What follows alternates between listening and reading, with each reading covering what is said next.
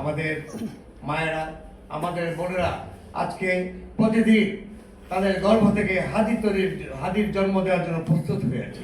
আমাদের সন্তানরা হাদির মতো জীবন দেওয়ার জন্য তৈরি হয়েছে এবং তাদের আদর্শ উদ্বুদ্ধ হয়ে আমরা বয়োবৃদ্ধ যারা বিদায়ী নেতা তারাও রক্ত দেওয়ার জন্য প্রস্তুত হয়ে আজকে আমরা একত্র হয়েছি। আমাদের আহ্বান থাকবে, আমরা আমাদের বক্তব্য, আমাদের দাবিগুলো আমরা আপনাদেরকে 2-4 মিনিটের মধ্যে কাগজ দিয়ে দেওয়া হবে, সেটা আপনারা দেখে নেবেন। যেহেতু আমাদের মুখপত্র অলরেডি কভার করে ফেলেছেন, আমার বক্তব্য সংক্ষেপ করে আছি। আজকে একটি বিশেষ দলের দিকে, একটা বিশেষ অফিসের দিকে সমস্ত দেশ, বিরাট একটা অংশ, সেনাবাহিনী থেকে শুরু করে, গোয়েন্দা সংস্থা থেকে শুরু করে, ব্যবসায়ী এবং প্রশাসনের বিরাট অংশ ধাবিত হচ্ছে। সূর্য যেমন পশ্চিম দিকে ঢলে পড়ে, মনে হচ্ছে আমাদের ওই সমস্ত সুবিধাবাদী তথাগত সুশীলরা আজকে সেই অফিসের দিকে ধাবিত হচ্ছে।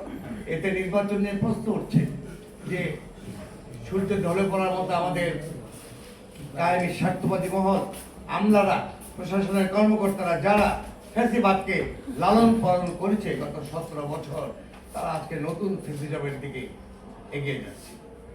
তাহলে আজকে জনগণকে এটা বলতে পারে না নতুন ফ্যাসিজম কষ্ট করে আমার প্রয়োজন কি? যে ফ্যাসিজম এখনো জীবিত, উনি তো আমাদের পাশেই আছেন, চট করে উনি ঢুকে যান, যে পায়তারা করছেন, ফট করে ওনাকে ঢুকিয়ে দিলেই তো আর নতুন করে কষ্ট করে আবার সেই অফিসের দিকে গিয়ে ফ্যাসিজম তৈরির চেষ্টা করার কোনো প্রয়োজন নেই।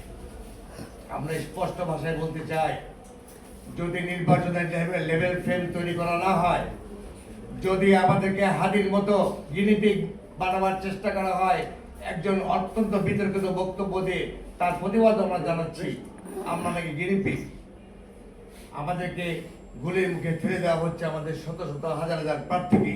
গতকাল মানিকগঞ্জে একজন স্বতন্ত্র প্রার্থীকে ঘাট ধাক্কা দিয়ে বের করে দেওয়ার ধৃষ্টতা দেখিয়েছে একটা বিশেষ দল।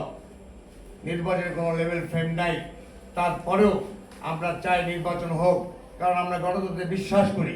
কিন্তু নির্বাচন আগে প্রতিটি প্রার্থীর নিরাপত্তা নিশ্চিত করতে হবে।